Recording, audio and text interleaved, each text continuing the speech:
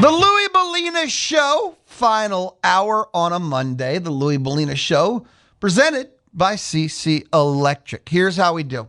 Coming up 1:20, right about, could be a little later, maybe a little early, but the ticket booth is going to open. The ticket booth is thanks to Dixie Tire Company. The ticket booth is, well, tickets to all the places you want to be. Also, sometimes food, all the places you want to eat. Dixie Tire Company's been serving Bryan College Station 36, maybe is it 37 years now? A long, long time. And it's in the title, tire. Anything, everything, tires, like tires for your car, truck, tractor, trailer, lawnmower, a wheelbarrow, auto accessories, truck lift kits, fixed flats, tire wheel rotations. They do it all at Dixie Tire Company. I got 2 pair of tickets to give away to the Astros and the Rockies Tuesday. That's tomorrow. Astros will return home. 1:35 Aggie football listening. Text message sweep. So, that's all still to come. I want to talk Astros Rangers, but I'm hesitant because I'm kind of in pain. Just being honest with you. Today, and this is about 20 minutes ago, and I mean about 20 minutes ago, the Astros put Jeremy Pena on the IL and Jaime on the IL. Yes. So Brown, Javier, Jaime on the IL, 1, 2, 3 in the rotation. Colton Gordon's being evaluated. And now Jeremy Pena. And remember, Pena was hurt like in spring training, but they wanted to let him work it out. So he played every other day to start the year. And then after that, he started playing 2, but still had to sit. And now he's going on the IL now at the end of the first 2 weeks. They, in the offseason, replaced their entire, and Dana Brown spoke all offseason, every mic you get, they replaced everything to do with their trainers, all their health care, everything after last year's disaster. And they're being raked by injuries, just raked. It's just awful. It's horrible. Friday, 9-6 Mariners. Ryan Weiss, the starter they want to relief, took the loss. J.P. France, who just got called up, got shelled. Jaime threw a third before they had to pull him Friday. He's on the IL today. Yordan Alvarez, bomb, 2 for 3, 3 RBI. Saturday, 8-7 Mariners. Lance McCullers, awful in his start. I mean, awful. Bullpen cobbles it together, but guess what? Brian Abreu, the closer, takes the loss. In his 1/3 of an inning, he has 3 walks and a hit. Awful. Yordan Alvarez continues to be an MVP for a team going nowhere in a hurry. He goes yard. He goes 3 for 6 with a ribeye in the game. Loss. 6-1 on Sunday. Colton Gordon only goes an inning. Again, he had to be pulled. He's being evaluated. Christian Roa, 2 2/3, 2 given up. They throw Abreu just to get him more work, and in his inning, it was scoreless, but he still gives up a hit and a walk. Altuve went 3 for 4 if you're looking for something to be happy, joy. They play the Mariners. They're trying to avoid the sweep today. Astros have lost 7 straight. And again, about 20, 30 minutes ago, Jaime IL, Pena on the IL. They're 1, 2, 3 in the starting pitching rotation from opening day, are all on the IL now. And Cody Bolton, who was brought in to replace Hunter Brown, he exited his start yesterday mid-back tightness. Jaime examined right arm fatigue, IL. Javier was put on the IL Friday because of a right shoulder strain. The whole key to the season, we all knew, was injuries. Last year, it was the entire offense, and pitching. Last year was both. This year, it's the pitching staff is getting decimated. Houston's now 6-10. They won 5 straight. They've now lost 7 straight. They're 2.5 back. A's and Rangers tied for first place in the AL West. And truth be told, the Astros don't know what their rotation is going to be. I almost wanted to say the week ahead. Well, the week ahead is Seattle today, back home for the rest of the week. Colorado is Tuesday, Wednesday, Thursday. And then it's St. Louis, Friday, Saturday, Sunday. Colorado, yeah, they play all National League teams for the rest of the week, interleague play. But Mike Burrows goes today, day baseball, 2:40. We've got the pregame, 3:10 first pitch. Astros baseball in the zone, 11:50 a.m. and 93.7 FM. Thanks to Kelly Burt Dozer. Select games on Willie, 15:50 a.m. Thanks to Kelly Burt Dozer. So Burrows will go today. Colton Gordon scheduled tomorrow. Doubt it. Arrighetti gets Wednesday. Imay's out. Don't know who they'll throw Thursday. McCullers goes Friday. Cody Bolton goes Saturday. They're on a 6-man rotation. And to shorten it to 5 because you're running out of pitchers, but they're not ready to go either. It just all doesn't kind of add up almost whatsoever. The Astros are in a bad spot. And they acquired a small army of pitchers in the offseason. I think it was 5 or 6. But it doesn't matter what you do. You can't keep up with an injury rate like this. Your 1, 2, 3 in your starting rotation are all on the IL. At some point, Blue Ball going to end up back in the starting rotation. They might be forced to put Weiss in there. Other problems to start the year, Yanier Diaz. He is chasing balls 41.6% of the time outside the strike zone. He has a 58% swing rate. And if these numbers are too analytical, only 6 other major league hitters are seeing fewer pitches per plate appearance because basically pitchers know they don't have to throw him a strike. He's just swinging on release. He is not seeing the ball. It is awful right now. He's hitting 208. He hit a home run yesterday. It was the only run for the Astros in the 6-1 game Sunday loss. First homer of the year. He's hitting 208, and he's just swinging at anything that's released from the hand. Brian Abreu is the closer for Hader, and didn't expect him to be Josh Hader, but he was a totally viable option. But he's just so bad right now. He's walked 11 batters, given up 9 earned in his first 5 innings. Yeah, just it's not exactly happening, and you get the point. So Astros, 7 straight losses. Texas Rangers were in LA over the weekend playing the Dodgers, and they were able to salvage the Sunday game 5-2. Dodgers took the first 2. Jacob deGrom start, 6-1. Junis got the save, struck out 2, clean inning. He walked 1. My bad. But still.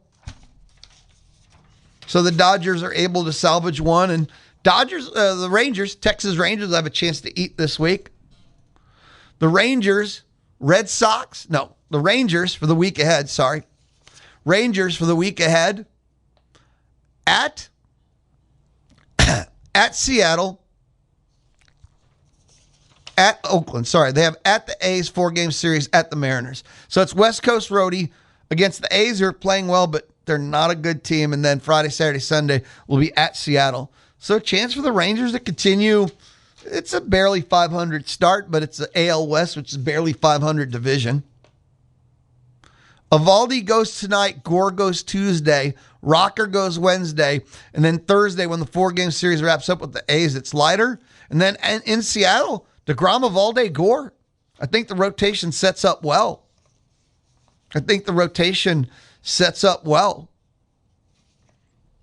It's funny. I want to be mad about the Astros start. It's just so insane at this point. It's like, how seriously, too, when I ask this, how can you be mad when you see something like this? I think you have to work hard if you want to be this mad. You can't. It's insane. Oh, CBS Sports. Every Monday, we take a look at the updated power rankings, MLB. We do it every Monday, right? Texas Rangers come in at 10. They moved up like 7 spots. And they talk about Brandon Nimmo at the top of the order has just been fantastic for the Rangers. The Houston Astros have officially been moved to the bottom 3 by CBS Sports. Yep. Bottom three. Giants are the worst team at 30. Tony Vitello era, off and running. Astros are 29. And the Blue Jays pop up at 28. And I think they made a point with the teams they put in there because the Blue Jays are not 28. Maybe the Astros are 29 now. If you consider taking out the top three from your pitching rotation, you might be. Many teams could end up being one of the three worst teams. So maybe that's just a statement kind of rankings from them. But the Astros are in trouble. That's kind of a fact. Top five. Dodgers 1, Braves 2, Padres 3, Diamondbacks 4, and the Guardians are 5. Other than as expected, the Dodgers, there's not a lot of teams that are off to red hot starts. If you enjoy Major League Baseball, and who doesn't, every Tuesday at noon,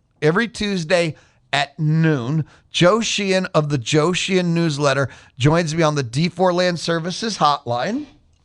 And, well, we talk ball. We talk Major League Baseball. Joe Sheehan every Tuesday at noon. It's not just Astros, Rangers. We talk everything baseball. If you ever need some forestry, mulching, pond construction, or metal building, custom metal building from the ground up, check out d4landservices.com. d4landservices.com. I wanted to share something. Mets-Dodgers open up a series tonight, right? It is the most expensive series. It is the most expensive series in MLB history. Starts tonight. Mets visit the Dodgers. So the Mets carry a $375 million payroll. Dodgers, $413.5. But both teams, because their payrolls are so insanely high, have the competitive balance tax. When you do math, which I don't do, I don't believe in math. When you do math of payroll, competitive balance tax, the total player expenditure for this game is $1.07 billion. That's insane to say out loud. But this is the most expensive series in Major League Baseball history. And that's how you get there. The payrolls, competitive balance tax for the two teams. 375 Mets plus, and then the Dodgers 4.13. And here's a way that you can have perspective on this, okay? The Dodgers payroll is more than the bottom four spenders combined. The Dodgers 2026 estimated tax bill is higher than 12 teams' total tax payroll this season. And the New York Yankees are the only team besides the Mets with a payroll that's within $100 million of the Dodgers this year. 100 mil. There's teams that are not trying to spend 100 mil total, and the Yankees are the only team besides the Mets within $100 million of the Dodgers payroll. Now, you hear people, complain, it's not fair, how's this competitive, blah, blah, blah. Do you, the fan, care? Or do you only care when, Twitter, X, Reddit, your favorite message boards complain and then, or do you really actually lose sleep or complain, or is it a problem for you day in, day out? Because it reminds me of steroids. When people are complaining about steroids all the time, but really I felt like the average fan just didn't care enough. Do you compare about competitive payrolls? Do you want a salary cap? We've got to bring this thing into balance. Just, I don't know. I think the average fan just wants their games. It's like NIL. It's off season, and we talk about it destroying the game. But once the season starts, I don't hear a lot of NIL complaints. Do you? So, I don't know. I don't think it, I don't think so. 979-693-1150. 979-693-1150. Now, still to come here on the Louis Bellina Show. I can tell you the ticket booth's going to open thanks to Dixie Tire Company. I got tickets to see the Astros and Rockies. Also, I can tell you still to come the rest of the world of sports. I got some Aggie football for you. We got to listen in and more. I'll be right back. It's the Louis Bellina Show from inside the Charles Schwab studio Monday. The Louis Bellina Show. The Maroon and White Notebook. The rest of the world of sports and lifestyle. Weekdays 11 to 2 on The Zone. The Louis Bellina Show presented by CC Electric. Built on faith, family, and community. That is CC Electric. somewhere in the next 10 minutes, I'm just going to be honest with you. I'm going to open up the ticket booth thanks to Dixie Tire Company. And I got 2 pair of tickets to give away to the Astros and the Rockies. That's going to happen somewhere in the next 10 minutes. Astros, Rockies. And it's tomorrow night. If you're wondering which game, because I kept saying Astros, Rockies, but I didn't say which. It's tomorrow night's game. So start looking at your schedule. See if you're free tomorrow. See if you can make your way down to Houston. Have your phone ready because it'll be caller 5 and 6, but not now. I didn't say call now. No. Relax, everybody. If you've never won Astros tickets before, all zone, Brian Broadcasting, prize, contest eligibility rules, they always apply. So be ready. Ooh, ramping up the drama. Be prepared, but not yet.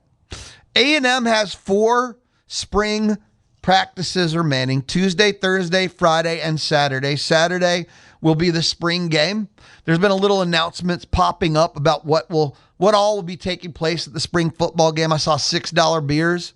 I think someone is going to have a chance to make a kick for $50,000, $50,000. So, leaning into the fan appreciation, the fan element. And I've said for a long time, I think spring football games should really just be a fan appreciation day.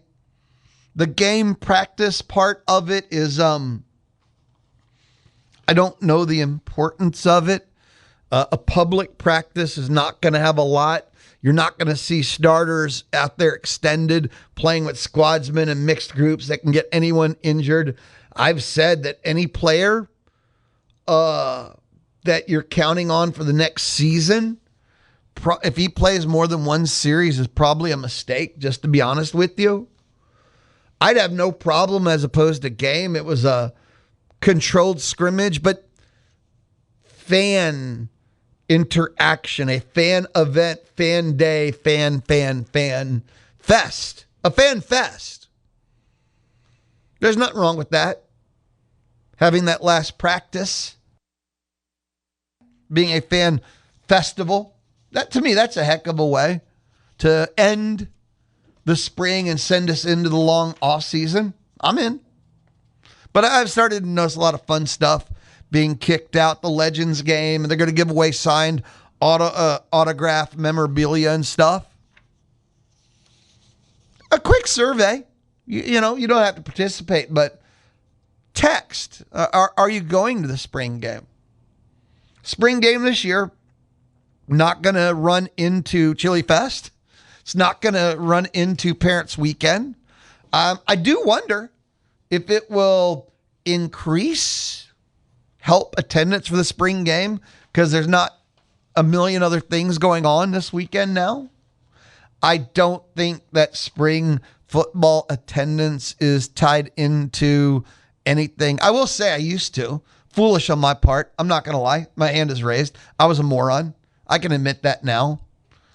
The two things are interconnected to absolutely nothing in the world. If you have a high attendance, it doesn't mean you have the best fans in the world.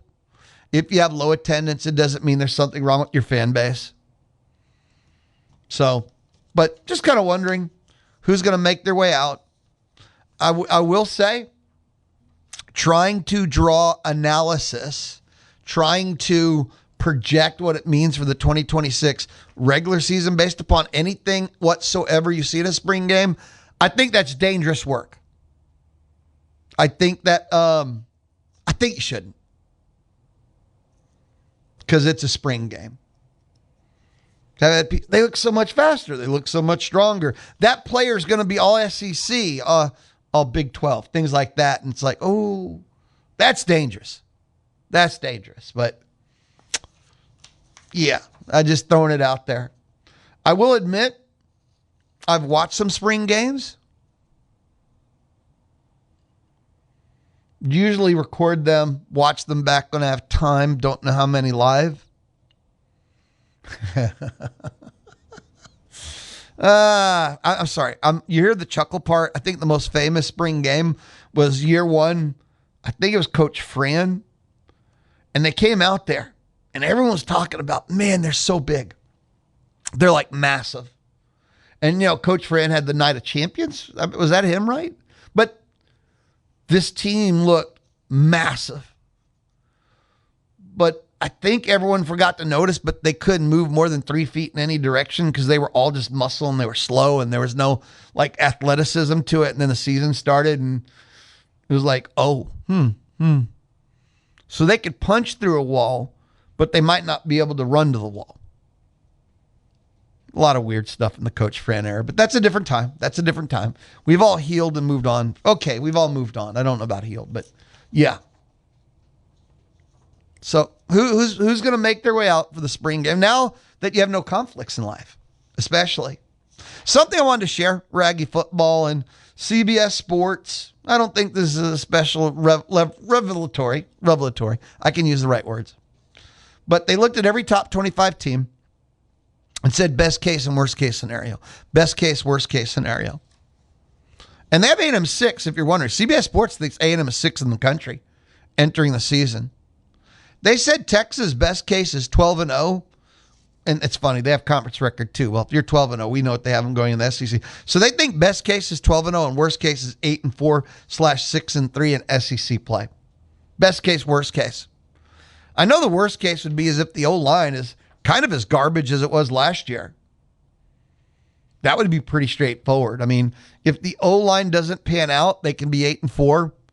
If the defensive change doesn't pan out, they could be 8-4. That's only 2 paths I see. I don't have any other Longhorn question marks. I don't think Arch is a question mark anymore. I think he now has a minimum standard of play that he's not the question mark. O-line, defense. Which, if their offense wouldn't have hung them out to dry as much last year, how big of a question mark was their defense really last year? There were times where they just, but I'm going to stick with that. O-line, D, defensive change. So best case scenario for Texas, 12-0, 9-0, 8-4, 6-3. And I think that's all spot on with them. Can they really go 12-0? And just like last year, they beat Ohio State. Anything's possible. For Texas A&M, 10-2, 7-2 is the best case scenario. Worst case is 7-5, 4-5 in SEC play. 7-5, 4-5 is the low end. I talked about this when the over-under win totals came out at 8.5, right? And I'm having trouble seeing them below 9. Now, how would they win below 9? How would they hit a 7-5 record? O-line. Very obvious. Very easy. They picked up 4 starters from other SEC schools. If this does not work out, then easy 7-5 actually. If the O-line moves, changes, transition, because for the past 2 years, they've had the luxury of having a great, not good, great O-line. So if this doesn't work, yeah, because then they won't be able to run the ball. Marcel will probably have more turnovers, not less. It just won't work if the O-line doesn't work. Easy answer. That's the only way in my universe I can imagine them being 7-5. Like if the O-line is good to real good to great, just good. I don't see how they're not 9, 10, 11, in that zip code. And again, when the 8.5 came out, I think they're 9 men. Maybe they're exactly 9, but they're 9 men to me. O-line. That's the only thing that can derail a 9 men thing. Now, the best case of 10-2, 7-2.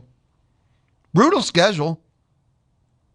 But a lot of the teams that are giving credit for being so tough on A&M's schedule, a lot of the teams, right, have as many what-if questions as A&M does. So, and that's what we learned last year, by the way. Because remember, A&M's schedule, January through August, was brutal. Games started, yeah, things lightened up. The teams A&M had to play, their issues manifested. They weren't as tough as we thought. A&M's schedule ended up easier than we thought January through August. That's no knock on A&M.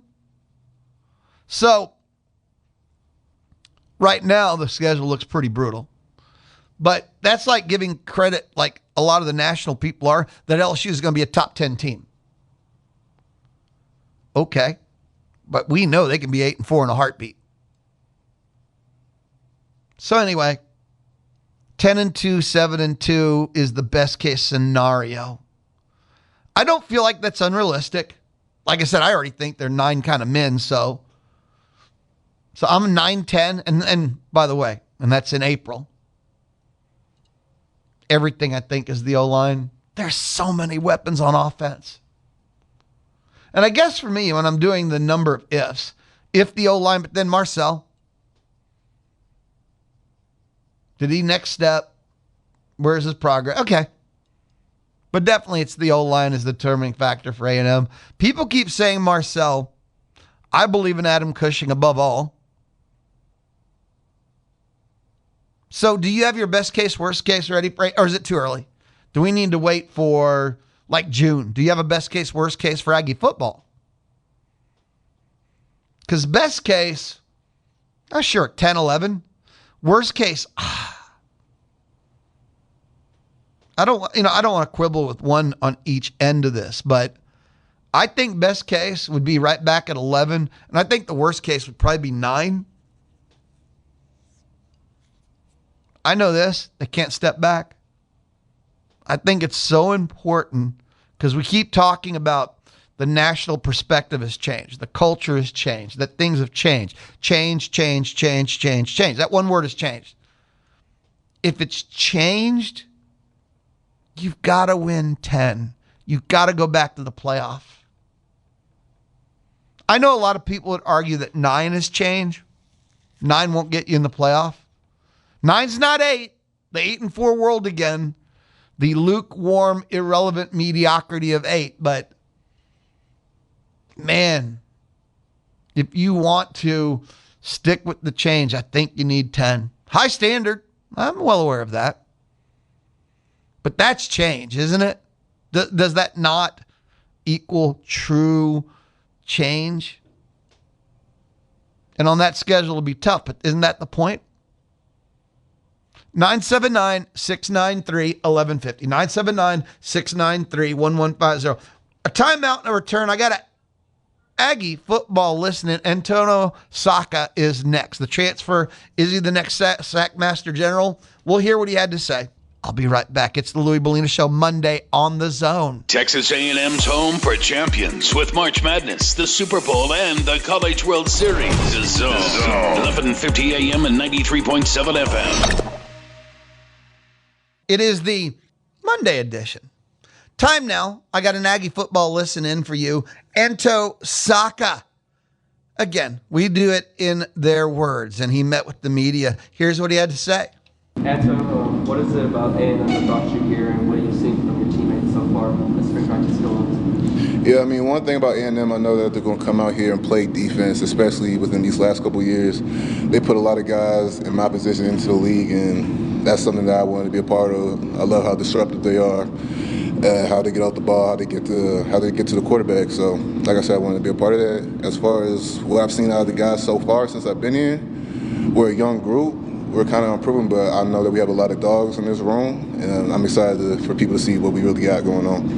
How did they kind of sell you on kind of where they thought you'd fit in, kind of a piece of the puzzle along that defensive line? Well, track record, you got guys coming through here like Shamar Stewart, Nick Scorton coming from the Big Ten like me, Cassius Howell this past year. So they said, we know what to do with our edge rushes. And then on top of the success that they had this year, double-digit wins, playoffs, they're building something special here. So that was more than enough for me. What's it been like so far working with Elijah Robinson?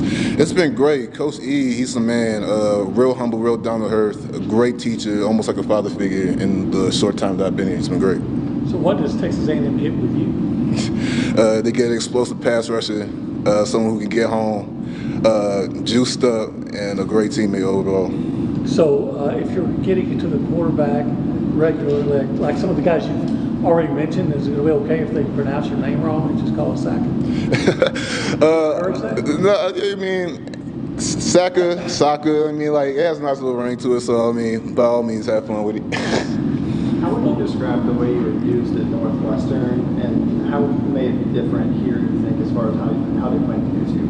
Yeah, over here in Texas A&M, they got me playing a little bit wider, a little bit more friendly to stopping the pass, something that I've grown comfortable with, something that I end up really enjoying. So it should be a fun year playing that type of scheme. Why are you a good pass rusher? I just put a lot of time into my craft. I love watching people before me. I love watching people on the same level as me. It's just, I'm a student of the game, so being able to see it and then go out on the field and just work at it, it's helped me out. Who do you watch? I watch a lot of people. I love to watch Von Miller, Aggie alum right there, Will Anderson, Khalil Mack, Robert Mathis, Dwight Freeney. I watch everybody from all eras. Do you have like a player that you base your game off of? More so right now, definitely I'd say more Von Miller and Will Anderson right now. Love watching those two.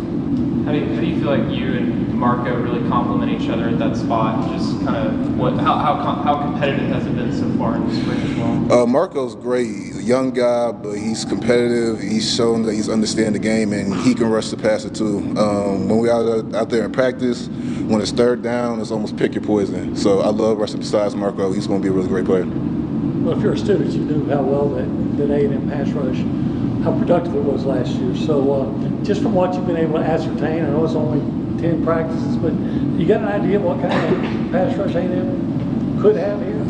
It's not going to be a drop-off, I'll tell you that. We get after the quarterback and we do it well, so be tuned for that. What have been the points of emphasis for you personally this offseason to try and elevate your game, things you're working on? Yeah, just to continue to get bigger, to get stronger. I put on a lot of weight. Shout out to Coach Moffitt. He's been great in terms of my strength development. Shout out to our nutrition staff in terms of, again, just helping me keep the weight on. But more than anything, that's kind of been the biggest thing. I know I can rush the passer, but things that I want to make more strides in is just being a more sound, more disruptive run defender. So they've been more than a big help with me in terms of just putting on weight, being stronger at the point of attack. How much weight did you end up putting on? So right now I'm saying about 261. Where were you at coming in? Coming in 250. Is there a goal you're trying to reach before the season starts? I'm real comfortable with the weight I'm at right now. Nothing too set. Just I would have loved to play between 58 and 60, but more than anything, just me just being as strong as explosive as I can be at a comfortable weight. What excites you about being in front of the 12th man when the fall comes around? This is one of the biggest fan bases that I've ever been a part of. It's just the love that they show on game day, the traditions is second to none. So just being able to step in front of that crowd and just feel the love is just going to be amazing. Did you ever get an opportunity to talk with, say, Cassius? What to expect? Yeah, I talked with Cassius briefly during the pro day. He's a great guy, real humble, real down to earth, and he loves to talk about the game as well. So I got a chance to pick his brain a little bit just about little things in terms of pass rush, how his process is going overall, how he liked it here. He said the coaches are one of a kind. I'm going to get the best coaching I've ever got in my life, and he wished me the best. So shout out to Cassius. What was the biggest key to gaining that weight that you mentioned? And did you have any special diet, any different routine in the weight room, that kind of thing that helped you?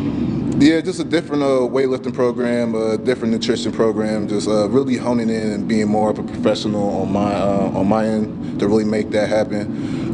Me and with Coach Moffitt and Carly, our nutritionist, just to really have a set plan in terms of how I wanted to develop my body, and it's been working.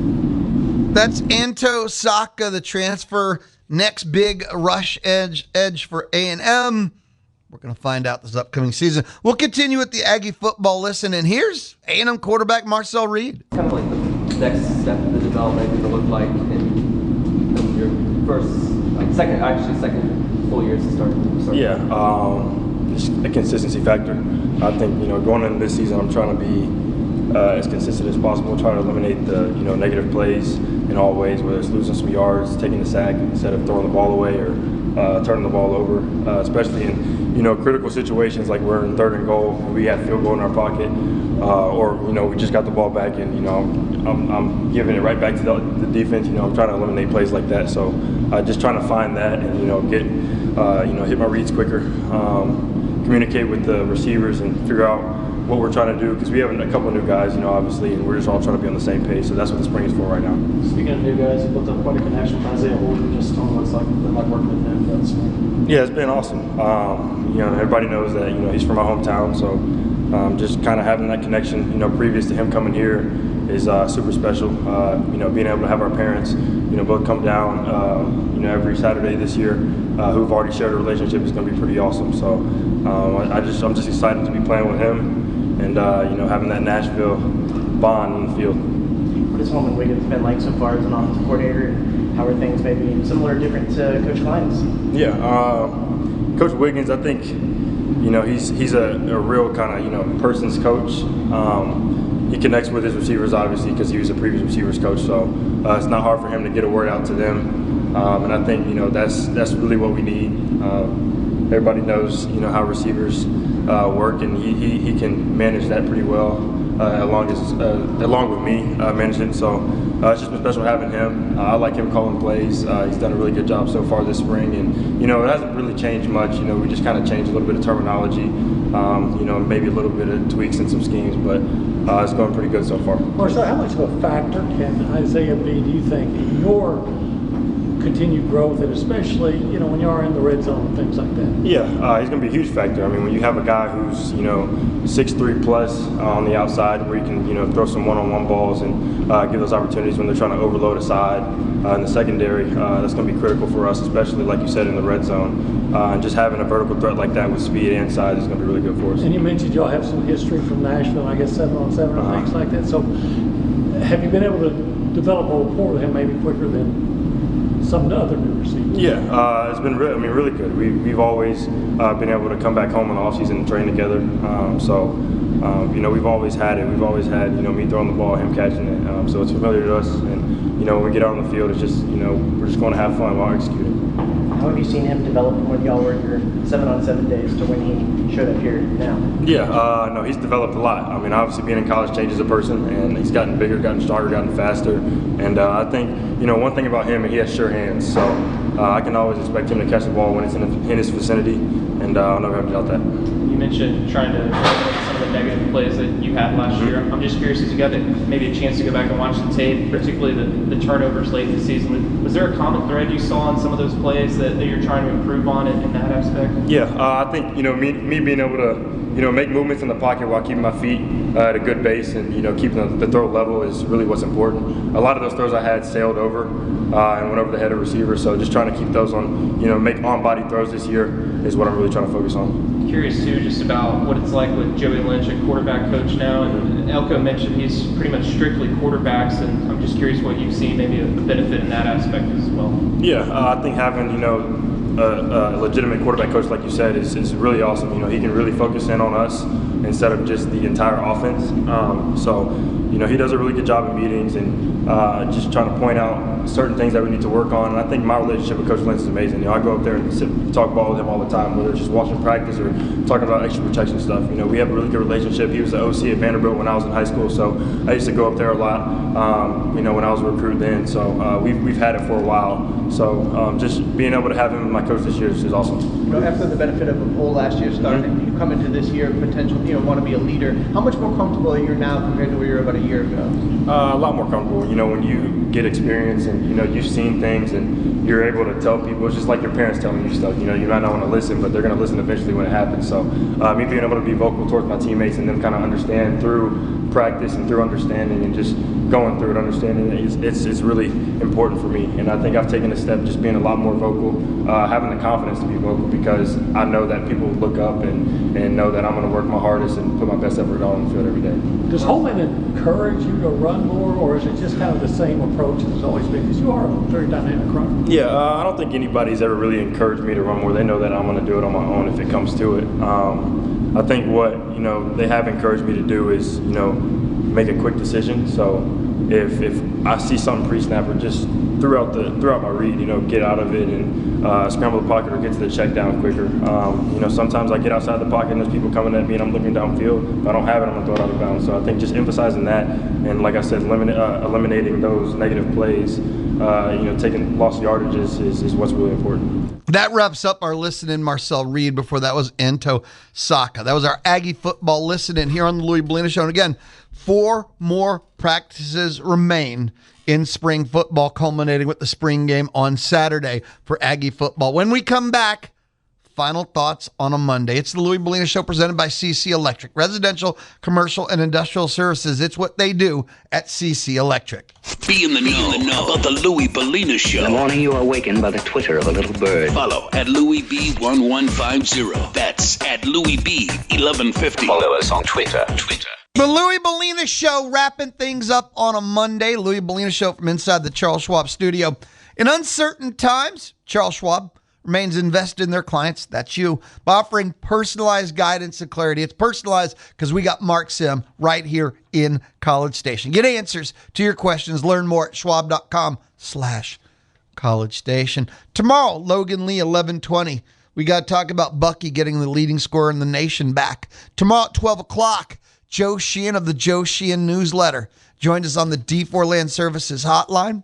If you ever need a custom metal building from the ground up, check out d4landservices.com for that and, well, everything they do at d4landservices.com.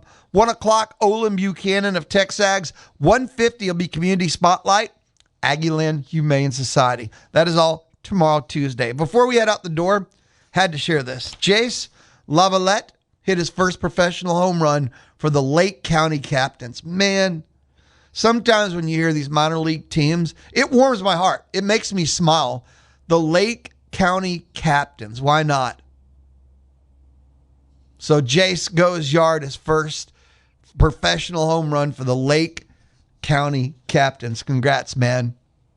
We'll end where we began. Aggie baseball. It's this weekend. Yeah, they won an SEC series. They beat their rival. The revenge on Schloss. The fashion. The offense, I said this was their final exam, facing an elite pitching staff. I guess the final grade was 100 out of 100. And there was something about the way they put up 9 runs on Friday without 2 grand slams, without 4 homers. Able to take this pitching staff and just bleed them to death. Doing it like every inning, too. I thought it was brilliant on all levels. It is great as a sports fan to have weekends like this where you don't just get to celebrate and feel good and dream a little or for a day, but for every moment of the whole weekend. Even if you were at Bluebell Olson and you were there for the entire rain delay, I bet it was a great party. You were with your own kind and you were 2-0. And there's nothing Texas could do about it. Like, I must imagine that it just felt powerful and glorious the entire time. And yeah, Slovacek sausage and snook right down from the cemetery. Just every little moment you're going to remember 5, 10, 15, 20 years from now. Sports are good, man. These don't happen often. Now, in conclusion, i.e. thus henceforth, they're starting to happen a lot more often with Aggie athletics. With Elko and Bucky and, well, Early's put his on the table now too. And if you're an Aggie sports fan, I hope you're remembering to appreciate and enjoy these moments because they don't happen often, but they're starting to happen a lot more often right now. Kind of cool, huh? I got to go. I'm back tomorrow, and I'm going to say at 11. This has been the Louis Bellina Show presented by CC Electric. This has been the Louis Bellina Show, the Monday edition. Peace.